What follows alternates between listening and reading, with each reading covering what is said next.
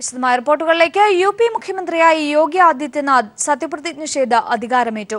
പ്രധാനമന്ത്രി നരേന്ദ്രമോദി, ബി.ജെ.പി. അധ്യക്ഷൻ അമിത്ഷാ തുടങ്ങിയവർ ചടങ്ങിൽ പങ്കെടുത്തു. വിവരങ്ങളുമായി മനുശങ്കർ ചേരുകയാണ്. വിവരങ്ങൾ. ഉത്തർപ്രദേശിന്റെ മുഖ്യമന്ത്രിയായി അതിതീവ്ര ഹിന്ദുത്വ നിലപാടുള്ള യോഗി ആദിത്യനാഥ് സത്യപ്രതിജ്ഞ ചെയ്ത് അധികാരമേറ്റിരിക്കുകയാണ്. യോഗി ആദിത്യനാഥിനൊപ്പം 48 അംഗ മന്ത്രിസഭയും സത്യപ്രതിജ്ഞ ചെയ്ത് അധികാരമേറ്റു. ഇത്തവണ ഉത്തർപ്രദേശിൽ അപൂർവമായി 2 ഉപമുഖ്യമന്ത്രിമാർ കൂടി സത്യപ്രതിജ്ഞ ചെയ്ത് അധികാരമേറ്റു എന്നതാണ് ശ്രദ്ധേയം. സംസ്ഥാന അധ്യക്ഷനും അതോടൊപ്പം പിന്നോക്ക വിഭാഗ നേതാവുമായ കേശവ് പ്രസാദ് മൗര്യ, ഇതോടൊപ്പം RSS നേതാവും ലക്നൌ മേയറുമായ ദിനേശ് ശർമ്മ എന്നിവരാണ് ഉപമുഖ്യമന്ത്രിമാരായി അധികാരമേറ്റിരിക്കുന്നത്. ഈ 48 അംഗ മന്ത്രിസഭയിൽ 6 വനിതാ മന്ത്രിമാരും ഉൾപ്പെടുന്നു. സ്വതന്ത്ര ചുമതലയുള്ള സഹമന്ത്രിമാരായി 9 പേരാണുള്ളത്. സഹമന്ത്രി സ്ഥാനത്തേക്ക് 15 പേരെ കൂടിയാണ് BJP ഇപ്പോൾ കൊണ്ടുവന്നിരിക്കുന്നത്. വലിയ രാഷ്ട്രീയ വിജയം ഉത്തർപ്രദേശിൽ നേടിയപ്പോഴും മുന്നോട്ട് വച്ച പ്രകടന പത്രികയിലെ വാഗ്ദാനങ്ങളെല്ലാം നിറവേറ്റുകയാണ് ഇനി BJPക്ക് മുന്നിലെ വെല്ലുവിളി. അയോധ്യ രാമക്ഷേത്ര നിർമ്മാണം, അറവുശാലകൾ അടച്ചുപൂട്ടൽ തുടങ്ങിയ സുപ്രധാനമായ വിഷയങ്ങളിൽ വരും ദിനങ്ങളിൽ മന്ത്രിസഭയിൽ ചർച്ച ചെയ്യാനുള്ള സാധ്യതയാണ് തെളിയുന്നത്. സത്യപ്രതിജ്ഞാ ചടങ്ങിന് സാക്ഷ്യം വഹിച്ച് LK അദ്വാനി, മുരളി മനോഹർ ജോഷി തുടങ്ങിയ മുതിർന്ന നേതാക്കളെല്ലാം എത്തിയിരുന്നു. ഇതുകൂടാതെ പ്രധാനമന്ത്രി നരേന്ദ്രമോദി, ദേശീയ അധ്യക്ഷൻ അമിത്ഷാ, കേന്ദ്രമന്ത്രി വെങ്കയ്യ നായിഡു, അതോടൊപ്പം ജനറൽ സെക്രട്ടറി ഭൂപേന്ദ്ര യാദവ് എന്നിവരും സത്യപ്രതിജ്ഞാ ചടങ്ങിന് എത്തിയിരുന്നു. ഈ സത്യപ്രതിജ്ഞാ ചടങ്ങ് നടക്കുന്നതിന് തൊട്ടു മുൻപായി ഉത്തർപ്രദേശ് മുൻ മുഖ്യമന്ത്രി അഖിലേഷ് യാദവ് ഈ സത്യപ്രതിജ്ഞാ ചടങ്ങ് നടക്കുന്ന വേദിയിലേക്ക് എത്തുകയും തുടർന്ന് നിയുക്ത മന്ത്രിമാരെ കണ്ട് ആശംസ നേരുകയും ചെയ്തത് വളരെ ശ്രദ്ധേയമായി. ഇത് ചൂണ്ടിക്കാട്ടി BJP ചില പ്രസ്താവനകൾ നടത്തുകയും ചെയ്തു. വികസനം മുൻനിർത്തിയുള്ള നീക്കങ്ങളാകും യോഗി ആദിത്യനാഥ് മന്ത്രിസഭയുടെ എന്നാണ് BJP പ്രതികരിച്ചിരിക്കുന്നത്. പക്ഷേ വികസനവും അതോടൊപ്പം എല്ലാവർക്കും തുല്യമായ ഒരു വളർച്ചയും വാഗ്ദാനം ചെയ്ത BJP ഈ യോഗി ആദിത്യനാഥ്, അതിതീവ്ര ഹിന്ദുത്വ നിലപാടുള്ള യോഗി ആദിത്യനാഥിനെ മുൻനിർത്തിയുള്ള മന്ത്രിസഭയിലൂടെ ഇത് നിറവേറ്റാനാകുമോ എന്നതാണ് ഇനി അറിയേണ്ടത്. അതിന് സാധിച്ചില്ലെങ്കിൽ BJPക്ക് ദേശീയ തലത്തിലും വലിയ വീഴ്ച സംഭവിക്കുന്നതിലേക്കാകും കാര്യങ്ങൾ കൊണ്ടുപോവുക. എന്തായാലും യോഗി ആദിത്യനാഥിന്റെ നേതൃത്വത്തിലുള്ള 48 അംഗ മന്ത്രിസഭയാണ് ഇപ്പോൾ സത്യപ്രതിജ്ഞ ചെയ്ത് അധികാരമേറ്റിരിക്കുന്നത്. ഒപ്പം തന്നെ കേരളത്തിലെ CPM പ്രവർത്തനത്തിനെതിരെ RSS പ്രമേയം കൂടി ഉണ്ടായിരിക്കുന്നു. പ്രവർത്തകരെ ശക്തമായി നേരിടണമെന്നുള്ള RSS അഖിലേന്ത്യാ സമ്മേളനത്തിൽ ആഹ്വാനം വരെ ഉണ്ടായിരിക്കുന്ന ഒരു സാഹചര്യം. രാഷ്ട്രീയമായി നേരിടുന്നതിനു പകരം കായികമായി നേരിടാൻ ഒരു ആഹ്വാനം തന്നെ ഉണ്ടായിരിക്കുന്നു എന്ന് വേണോ മനസ്സിലാക്കാൻ? ഈ കോയമ്പത്തൂരിൽ ഇന്ന് RSSന്റെ അഖില ഭാരതീയ പ്രതിനിധി സമ്മേളനം ആരംഭിച്ചിരുന്നു. ഈ പ്രതിനിധി സമ്മേളനത്തിലാണ് കേരളത്തിൽ CPM പ്രവർത്തനത്തിനെതിരെ നീക്കം ശക്തമാക്കണമെന്ന നിർദ്ദേശം പ്രധാന പ്രമേയത്തിൽ പ്രതിപാദിക്കുന്നത്. RSS തലവൻ മോഹൻ ഭാഗവത്തിന്റെ സാന്നിധ്യത്തിൽ ജനറൽ സെക്രട്ടറി സുരേഷ് ഭയ്യ ജോഷി തന്നെയാണ് മുഖ്യ പ്രമേയം അവതരിപ്പിച്ചത്. RSS BJP പ്രവർത്തകരുടെ കൊലപാതകങ്ങളുമായി ബന്ധപ്പെട്ട് CPMനെതിരെ രാജ്യവ്യാപക പ്രതിഷേധം ശക്തമാക്കാനാണ് ഈ ജനറൽ സെക്രട്ടറി സുരേഷ് ഭയ്യ ജോഷി ആഹ്വാനം നടത്തിയിരിക്കുന്നത്. CPMനെതിരെ ഇക്കാലയളവിൽ നടത്തിയ പ്രതിഷേധ സമരങ്ങളുടെ റിപ്പോർട്ടും സമ്മേളനം ചർച്ച ചെയ്തു. കേരളത്തിന് പുറമെ ബംഗാളിലും CPM സംഘർഷങ്ങൾ സൃഷ്ടിക്കുന്നുവെന്നും ഇത് നേരിടാൻ ദേശീയ തലത്തിൽ നടപടി ശക്തമാക്കാനുമാണ് പ്രതിനിധി സഭയിൽ നിർദ്ദേശം ഉയർന്നിരിക്കുന്നത്. നിലവിലെ സാഹചര്യത്തിൽ നേരത്തെ ഈ സംസ്ഥാനത്തിനകത്ത് ഇരു മുന്നണികളും സംഘർഷം ഇല്ലാതാക്കുന്നതിനുള്ള വഴികൾ തേടണമെന്ന് ചൂണ്ടിക്കാട്ടിക്കൊണ്ട് മുഖ്യമന്ത്രിയുടെ സാന്നിധ്യത്തിൽ ചർച്ചകൾ മറ്റും നടത്തിയിരുന്നു. കണ്ണൂരിലെ സംഘർഷവും മറ്റും കണക്കിലെടുത്ത് സമവായ പാതയിൽ നീങ്ങുമെന്ന് ധാരണയിലെത്തുകയും ചെയ്തിരുന്നു. എന്നാൽ ഇതിന് പിന്നാലെയാണ് നിലവിൽ CPM മുന്നേറ്റം തടയുന്നത് വലിയ പ്രതികരണത്തിലൂടെയും ആകണം എന്നൊരു പ്രമേയത്തിലൂടെ RSS പ്രസ്താവന ഇറക്കിയിരിക്കുന്നത്. എന്തായാലും ഈ ആദ്യ ആമുഖ പ്രസംഗത്തിലും തന്നെ ഈ പ്രമേയത്തിൽ ഇക്കാര്യമാണ് ചൂണ്ടിക്കാട്ടുന്നത്. 21-ാം തീയതി വരെയാണ് RSS അഖിലേന്ത്യാ സമ്മേളനം നീണ്ടു നിൽക്കുക. 21-ാം തീയതിയിലെ സമ്മേളന ചടങ്ങിന് ദേശീയ അധ്യക്ഷൻ അമിത്ഷാ അടക്കമുള്ളവർ പങ്കെടുക്കുകയും ചെയ്യുന്നുണ്ട്. 1400 പ്രതിനിധികളാണ് വിവിധ സംസ്ഥാനങ്ങളിൽ നിന്ന് സമ്മേളനത്തിൽ പങ്കെടുത്തത്. കേരളത്തിൽ നിന്ന് 500 പേർ പങ്കെടുത്തിരുന്നു. എന്തായാലും അഖിലേന്ത്യാ സമ്മേളനം പുരോഗമിക്കുകയാണ്. അഞ്ജു, ശരി, വ്യക്തമാണ്. മനുശങ്കറാണ് വിവരങ്ങൾ നൽകിയത്. BJP ഉയർത്തുന്ന വെല്ലുവിളി നേരിടാൻ കോൺഗ്രസിനാവില്ലെന്ന് CPIM സംസ്ഥാന സെക്രട്ടറി കോടിയേരി ബാലകൃഷ്ണൻ. മലപ്പുറം ഉപതെരഞ്ഞെടുപ്പിൽ കോലീബി സഖ്യം പൊടിതട്ടിയെടുക്കാൻ ശ്രമം നടക്കുന്നതായി ഭരണപരിഷ്കാര കമ്മീഷൻ അധ്യക്ഷൻ VS അച്യുതാനന്ദനും പറഞ്ഞു. തിരുവനന്തപുരത്തെ EMS അനുസ്മരണത്തിൽ സംസാരിക്കുകയായിരുന്നു ഇരുവരും. നിയമസഭാ മന്ദിരത്തിന് മുന്നിലെ EMS പ്രതിമയിലെ പുഷ്പാർച്ചനയോടെയാണ് തലസ്ഥാനത്തെ അനുസ്മരണ ചടങ്ങ് ആരംഭിച്ചത്. CPIM സംസ്ഥാന സെക്രട്ടറി കോടിയേരി ബാലകൃഷ്ണനും ഭരണപരിഷ്കാര കമ്മീഷൻ അധ്യക്ഷൻ VS അച്യുതാനന്ദനും പുഷ്പാർച്ചന നടത്തി. രാജ്യത്ത് BJP ഉയർത്തുന്ന വെല്ലുവിളി നേരിടാൻ കോൺഗ്രസിനാവില്ലെന്ന് തുടർന്ന് നടന്ന അനുസ്മരണ യോഗത്തിൽ കോടിയേരി പറഞ്ഞു. 10 ദിവസമായി പ്രസിഡന്റ് ഇല്ലാത്ത KPCC ആണ് കേരളത്തിലെ KPCC, തലയില്ലാത്ത KPCC. ഇങ്ങനത്തെ ഒരു അവസ്ഥ ഒരിക്കലും ഉണ്ടായിട്ടില്ല. ഇങ്ങനെ ഒരു തീരുമാനവും എടുക്കാൻ കഴിയാത്ത, RSSന്റെ മുമ്പിൽ വിറങ്ങലിച്ചു നിൽക്കുന്ന, BJPയുടെ മുമ്പിൽ പരിങ്ങി നിൽക്കുന്ന ഈ കോൺഗ്രസ് പാർട്ടിക്ക് ഈ രാജ്യത്തെ രക്ഷിക്കാൻ സാധിക്കില്ല. മലപ്പുറം ഉപതെരഞ്ഞെടുപ്പിലും കോലീബി സഖ്യം പൊടിതട്ടിയെടുക്കാൻ ശ്രമമുണ്ടെന്ന് VS. 4 വോട്ടിനും 2 സീറ്റിനും വേണ്ടി ഏത് ജനവിരുദ്ധ പാർട്ടികളുമായി കൂട്ടുകൂടുന്നതിൽ അവർക്ക് ഒരു മടിയുമില്ല. മലപ്പുറം ഉപതെരഞ്ഞെടുപ്പിലും ഈ അവിശുദ്ധ കൂട്ടുകെട്ട് ഉണ്ടാകുമെന്നതിൽ തർക്കമില്ല. LDF കൺവീനർ വൈക്കം വിശ്വൻ, മന്ത്രി കടകംപള്ളി സുരേന്ദ്രൻ തുടങ്ങിയവരും അനുസ്മരണ യോഗത്തിൽ പങ്കെടുത്തു. News bureau, Thiruvananthapuram. RSS parliamentary ജനാധിപത്യത്തിൽ വിശ്വസിക്കാത്ത സംഘടനയെന്ന് കോടിയേരി ബാലകൃഷ്ണൻ. രാജ്യത്ത് RSS രാഷ്ട്രീയ കുതിര കച്ചവടത്തിന് ശ്രമിക്കുന്നു. CPM നേതാക്കളെ വഴി നടക്കാൻ അനുവദിക്കില്ല എന്നതാണ് RSS നയമെന്നും കോൺഗ്രസിനും BJPക്കും ബദൽ ശക്തിയാകാൻ CPMന് കഴിയുമെന്നും കോടിയേരി പറഞ്ഞു. ഹിന്ദുത്വം പ്രചരിപ്പിക്കുന്നത് ഹിന്ദുക്കൾക്ക് വേണ്ടിയിട്ടല്ല, ഹിന്ദുവിന്റെ താല്പര്യം സംരക്ഷിക്കാനല്ല ഹിന്ദുത്വം പ്രചരിപ്പിക്കുന്നത്. 3 കൊല്ലം അധികാരത്തിൽ വന്ന BJP ഏത് ഹിന്ദുവിന്റെ താല്പര്യമാണ് രക്ഷിച്ചത്? തൊഴിലാളികളും കൃഷിക്കാരും കർഷക തൊഴിലാളികളുമായ ഹിന്ദുക്കളുടെ ഒരു അനുകൂല നിലപാട് സ്വീകരിക്കാൻ BJPക്ക് സാധിച്ചിട്ടില്ല. BJP പ്രതിദാനം ചെയ്യുന്നത് കോർപ്പറേറ്റുകളെയാണ് പ്രതിദാനം ചെയ്യുന്നത്. ഇന്ത്യയിലെ ബൂർഷ്വാ ഭൂപ്രഭുത്വ പാർട്ടിയാണ് ഭാരതീയ ജനതാ പാർട്ടി. അതിന്റെ ലക്ഷണമൊത്ത ഒരു സർക്കാരാണ് ഇന്ന് കേന്ദ്രത്തിൽ അധികാരത്തിലുള്ള മോദിയുടെ സർക്കാർ. EMS നമ്പൂതിരിപ്പാട് നമ്മെ വിട്ടുപിരിഞ്ഞിട്ട് 19 വർഷം. വർഗീയ കോമരങ്ങൾ അഴിഞ്ഞാടുന്ന വർത്തമാനകാലത്ത് EMSന്റെ വാക്കുകളുടെ പ്രാധാന്യം പ്രസക്തമാണ്. EMSന്റെ ജ്വലിക്കുന്ന ഓർമ്മകൾക്ക് മുമ്പിൽ രക്തപുഷ്പങ്ങൾ അർപ്പിച്ച് കേരളം.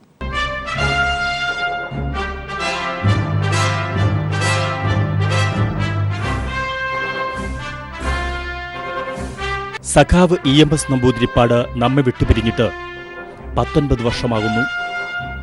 ജന്മിത്തം കൊടികുത്തി വാഴുന്ന കാലഘട്ടത്തിൽ സാമൂഹിക പരിഷ്കരണ പ്രസ്ഥാനത്തിന്റെ തീഷ്ണമായ സമരങ്ങളിൽ പങ്കാളിയായാണ് EMS പൊതുപ്രവർത്തനം ആരംഭിച്ചത്. പിന്നീട് സ്വത്ത് ജീവിതം ത്യജിച്ച് ജന്മിത്വത്തിന്റെയും സമ്പത്തിന്റെയും അധികാരവും സൗകര്യങ്ങളും വിട്ടെറിഞ്ഞ് ബ്രാഹ്മണ മേധാവിത്വത്തിന്റെ പൂണൂലറുത്തുമാറ്റി കാലത്തെയും ചരിത്രത്തെയും തനിക്കൊപ്പം നടത്തിയ EMS ഒരു അത്ഭുതം തന്നെയാണ് സൃഷ്ടിച്ചത്. കേരളത്തിൽ കമ്മ്യൂണിസ്റ്റ് പാർട്ടി കെട്ടിപ്പടുക്കുന്നതിന് നേതൃത്വം നൽകിയ EMS അഖിലേന്ത്യാ തലത്തിൽ പാർട്ടിയുടെ വളർച്ചയ്ക്ക് വലിയ സംഭാവനയാണ് നൽകിയത്. തൊഴിലാളി വർഗത്തിനു വേണ്ടിയുള്ള പോരാട്ടത്തിൽ ലളിതമായ സ്വന്തം ജീവിതത്തിലൂടെ മലയാളികൾക്ക് മാതൃകയായി EMS എന്ന EM ശങ്കരൻ നമ്പൂതിരിപ്പാട്. ഒരു നല്ല രാഷ്ട്രീയക്കാരനാവാൻ വേണ്ട പ്രധാന ഗുണം 1 സത്യസന്ധതയും മര്യാദയും, 2 ജനങ്ങളോടുള്ള അടുപ്പം, ജനങ്ങളെ സേവിക്കാനുള്ള സന്നദ്ധത.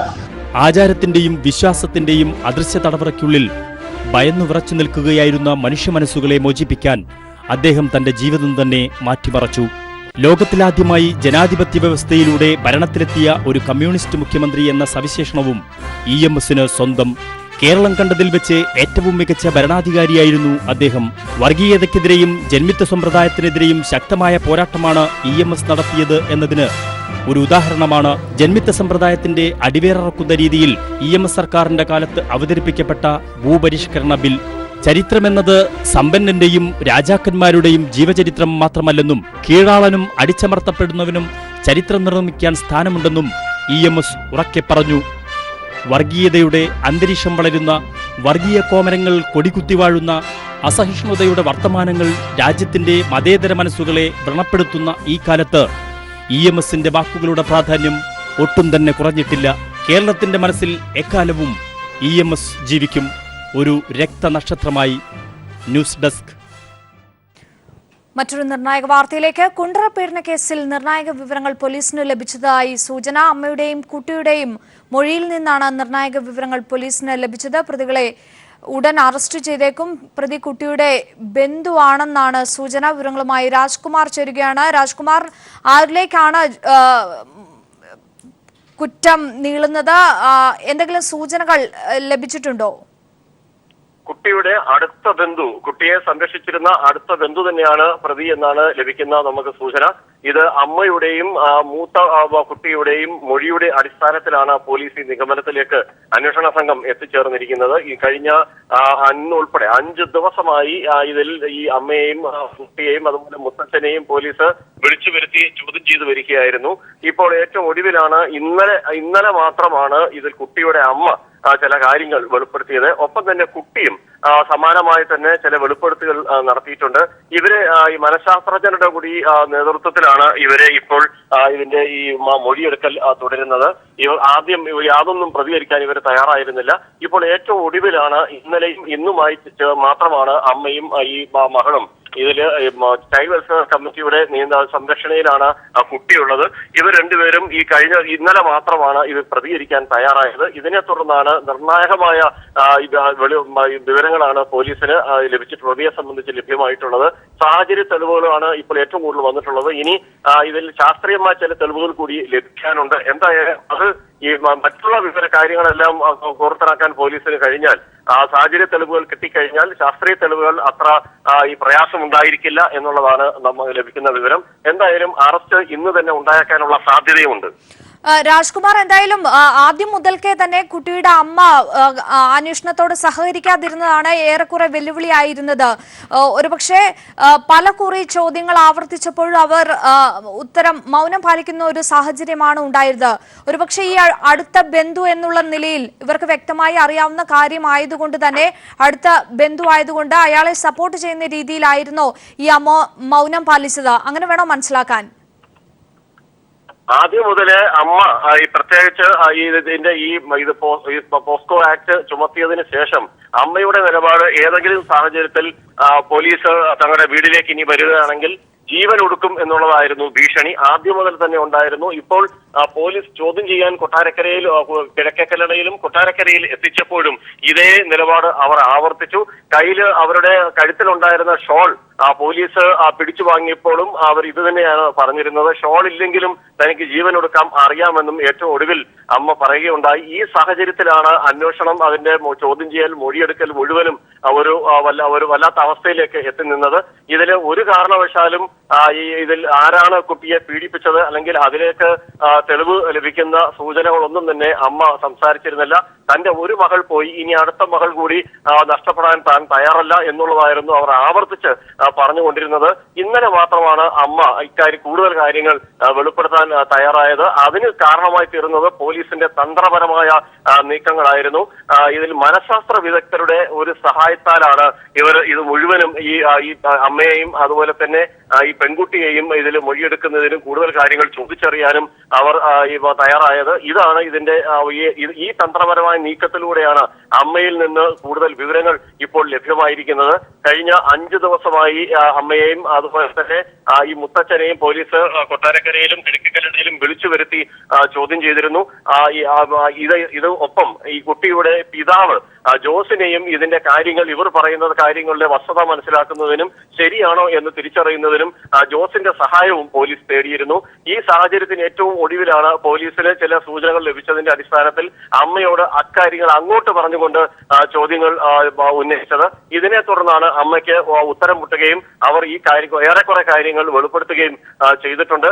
ഇനി വേണ്ടുന്നത് ശാസ്ത്രീയ തെളിവുകളാണ്. അത് പോലീസിന് ലഭിക്കുമെന്നാണ് പോലീസിന്റെ കണക്കുകൂട്ടൽ. ശാസ്ത്രീയ തെളിവുകൾ എന്ന് ഞാൻ ഉദ്ദേശിച്ചത് പോസ്റ്റ്മോർട്ടത്തിന് കുട്ടിയെ ഇത് വിധേയമായപ്പോൾ, കുട്ടിയുടെ മൃതശരീരം വിധേയമാക്കിയപ്പോൾ തന്നെ ഡോക്ടർ ചില 22 മുറിവുകളുടെ വിവരങ്ങൾ ഉൾപ്പെടെ ചില കാര്യങ്ങൾ പോസ്റ്റ്മോർട്ടം റിപ്പോർട്ടിൽ സൂചിപ്പിച്ചിട്ടുണ്ട്. അതുമായി ബന്ധപ്പെട്ടുള്ള പരിശോധനകളും മറ്റും ഇപ്പോഴും അതിന്റെ അന്തിമഘട്ടത്തിലാണ്. അതുകൂടി ലഭിച്ചു കഴിഞ്ഞാൽ ഇതിന്റെ കാര്യങ്ങളെല്ലാം വ്യക്തമാകും. കുട്ടി ആത്മഹത്യ ചെയ്തു എന്ന നിലയിൽ തന്നെയാണ് പോലീസ് ഇപ്പോഴും ഉള്ളത്. അതിന് കാരണം ഡോക്ടർ വത്സല, തിരുവനന്തപുരം ഫോറൻസിക് സർജനിലെ ഡോക്ടർ വത്സലയുടെ കൃത്യമായ പോസ്റ്റ്മോർട്ടം റിപ്പോർട്ടിനെ അടിസ്ഥാനപ്പെടുത്തിയാണ് ഈ പോലീസ് ഈ നിഗമനത്തിൽ എത്തിച്ചേർന്നിരിക്കുന്നത്. അത് പോലീസിന്റെ സ്വന്തം നിലപാടല്ല.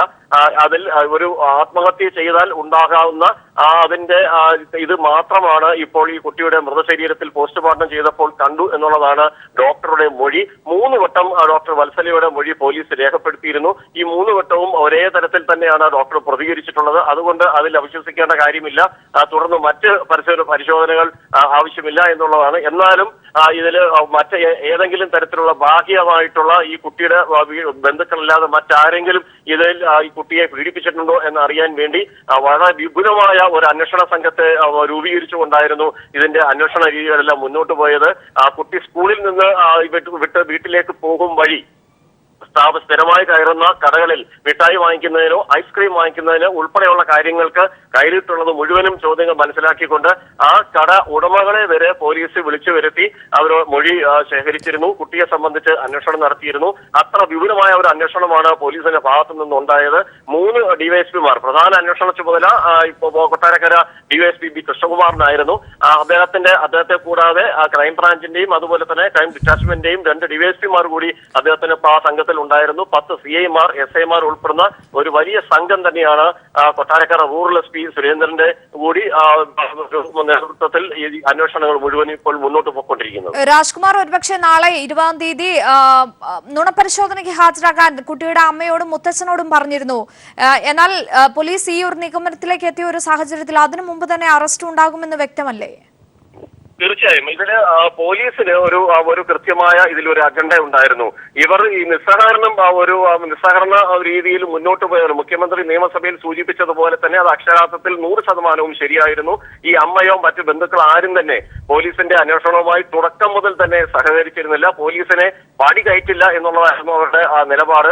പിന്നീട് ഇപ്പോൾ ഈ ഏറ്റവും ഒടുവിൽ ഈ പ്രശ്നങ്ങളെല്ലാം വിവാദമാവുകയും പോസ്റ്റ്മോർട്ടം റിപ്പോർട്ട് വന്നതിന് ശേഷമുള്ള അന്വേഷണം പ്രത്യേക SIT ADGP ഇന്റലിജൻസ് ADGPയുടെ നിർദ്ദേശപ്രകാരം SIT രൂപീകരിക്കുകയും അവരുടെ നേതൃത്വത്തിൽ അന്വേഷണം ആരംഭിച്ചതിന് ശേഷമുള്ള കാര്യങ്ങളിലാണ് ഈ കൂടുതൽ വ്യക്തമായത്. ഇതിൽ ഒരു പോലീസിന്റെ ഒരു കൃത്യമായ ഒരു സൈക്കോളജിക്കൽ മനഃശാസ്ത്രപരമായ ഒരു നീക്കമായിരുന്നു നുണപരിശോധനയ്ക്ക് ശ്രമിക്കണം എന്നുള്ള നിലയിൽ. അത് കൃത്യമായി പോലീസ് അത് പ്രചരിപ്പിക്കുകയും ചെയ്തു. മാത്രമല്ല അതിനവർ തയ്യാറാണെങ്കിൽ അതിന് വിധേയമാക്കണം എന്ന് ഉദ്ദേശിച്ചുകൊണ്ട് തന്നെ കഴിഞ്ഞ ദിവസം, അതായത് ശനിയാഴ്ച ഡിവൈഎസ്പി കൊട്ടാരക്കര അന്വേഷണ ഉദ്യോഗസ്ഥ തലവനായിട്ടുള്ള കൊട്ടാരക്കര ഡിവൈഎസ്പി ബി കൃഷ്ണകുമാർ കൊല്ലം ജില്ലാ കോടതിയിൽ ഇത് സംബന്ധിച്ച് ഒരു റിപ്പോർട്ട് സമർപ്പിച്ചിട്ടുണ്ട്. ആ റിപ്പോർട്ടിന്റെ അടിസ്ഥാനത്തിൽ നാളെ തിങ്കളാഴ്ച ഇവരെ കോടതിയിൽ ഹാജരാകണമെന്ന് ആവശ്യപ്പെട്ട് കുണ്ട്ര പീഡന കേസിൽ കുട്ടിയുടെ മുത്തച്ഛൻ പ്രതി എന്ന സൂചന വിവരങ്ങളാണ് രാജ്കുമാർ നൽകിയത്.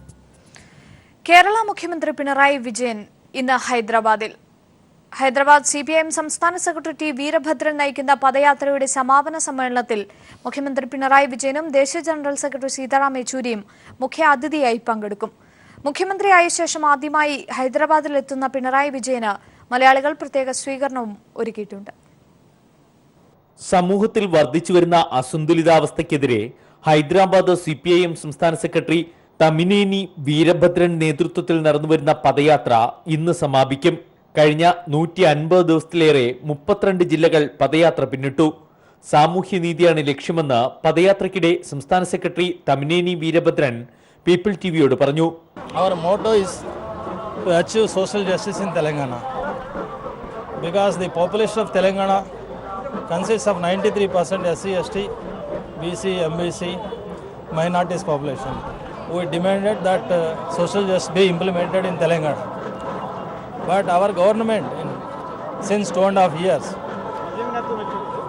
no assurance was implemented, and going on, new assurances was giving day by day.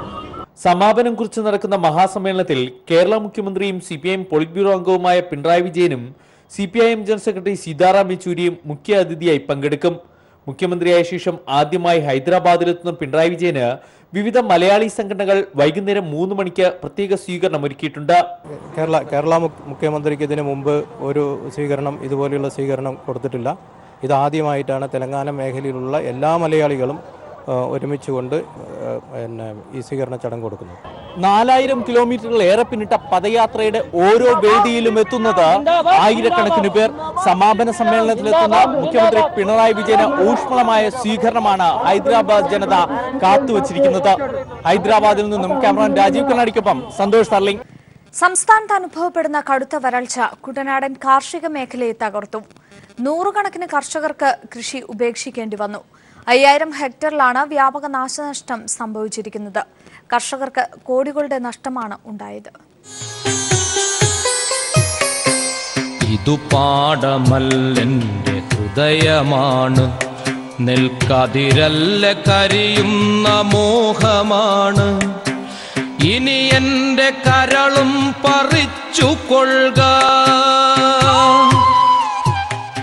കവിതയിലെ ഈ വരികളിപ്പോൾ കുട്ടനാട്ടിലെ കർഷകരുടെയും ആത്മഹത്യാക്കുറിപ്പുകളായിരിക്കുന്നു. ഉള്ള കിടപ്പാടം പോലും പണയപ്പെടുത്തിയാണ് കേരളത്തിന്റെ നെല്ലറ കാക്കാൻ കർഷകർ മുന്നിട്ടിറങ്ങിയത്. എന്നാൽ കാലാവസ്ഥ ചതിച്ചതോടെ കുട്ടനാട്ടിലെ കർഷകർക്ക് തങ്ങളുടെ കൃഷി ഉപേക്ഷിക്കേണ്ടി വന്നു. നെൽകൃഷിയിൽ നിന്ന് ലഭിക്കുന്ന ലാഭം പ്രതീക്ഷിച്ചല്ല സാധാരണ കർഷകർ കൃഷി ഇറക്കുന്നത്. മറിച്ച് വരുന്ന ഒരു വർഷക്കാലം തങ്ങളുടെ ആവശ്യത്തിനുള്ള അരി ശേഖരിച്ചു വെക്കുക കൂടിയാണ് ഇവർ ചെയ്തിരുന്നത്. എന്നാൽ വടക്കേ ഇന്ത്യക്ക് സമാനമായി വരൾച്ച പാടശേഖരങ്ങളെ കീറിമുറിച്ചതോടെ നഷ്ടമായത് കർഷകരുടെ പ്രതീക്ഷകളായിരുന്നു. കാലവർഷം പെയ്തിട്ടില്ല, കറക്റ്റായിട്ട് തുലാവർഷം പെയ്തിട്ടില്ല, ഇതിനൊക്കെ ആയിട്ട് കഠിനമായ ചൂട്, ഇതെല്ലാം കൂടെ ആയിക്കഴിഞ്ഞപ്പോഴത്തേക്ക് കൃഷിക്കാർ എന്ത് ചെയ്യുമെന്നുള്ള ഒരവസ്ഥയിലായി മാറിയിരിക്കുകയാണ്. കൃഷിവകുപ്പിന്റെ പ്രാഥമിക കണക്കുകൾ പ്രകാരം 200 കോടി രൂപയുടെ നഷ്ടമാണ് ഇത്തവണ നെൽകർഷകർക്ക് ഉണ്ടായിരിക്കുന്നത്. 27,000 ഹെക്ടറിൽ ഇത്തവണ കൃഷി ഇറക്കിയെങ്കിലും പകുതിയിലധികവും പാതിവഴിയിൽ കർഷകർക്ക് വരൾച്ച മൂലം ഉപേക്ഷിക്കേണ്ടി വന്നു. കടലിനും കായലിനുമിടയിൽ കിടക്കുന്ന കുട്ടനാട്ടിന്റെ അവസ്ഥ ഇതാണെങ്കിൽ മറ്റ് കാർഷിക മേഖലയെക്കുറിച്ച് ചിന്തിക്കാവുന്നതേയുള്ളൂ. വരൾച്ച മൂലമുണ്ടായത് കുട്ടനാട്ടിലെ കർഷകരുടെ മാത്രം നഷ്ടമല്ല, അത് കേരളത്തിന്റെ നെല്ലറയെയാണ് കാര്യമായി ബാധിക്കുക. ഇനി എൻ്റെ ചലനവുമെടുത്തുകൊള്ളുക, ഇനി എൻ്റെ ചലനവുമെടുത്തു. News bureau, Alappuzha. State Bank of ഇന്ത്യയുടെ സാമൂഹ്യ പ്രതിബദ്ധത പദ്ധതിയുടെ ഭാഗമായി ഡിജിറ്റൽ വില്ലേജ് പദ്ധതിക്ക് തുടക്കം കുറിച്ചു. പൊതുജനങ്ങൾക്ക് സൗജന്യ ഇന്റർനെറ്റ് ബാങ്കിംഗ് സംവിധാനം ലഭ്യമാക്കുക എന്ന ലക്ഷ്യത്തിലൂന്നിയ പദ്ധതിക്കാണ് തുടക്കമായത്. തൃശൂർ 3 പീടികയിൽ നടന്ന ചടങ്ങിൽ Kaipamangalam MLA E.T. Tyson master പദ്ധതിയുടെ ഉദ്ഘാടനം നിർവഹിച്ചു.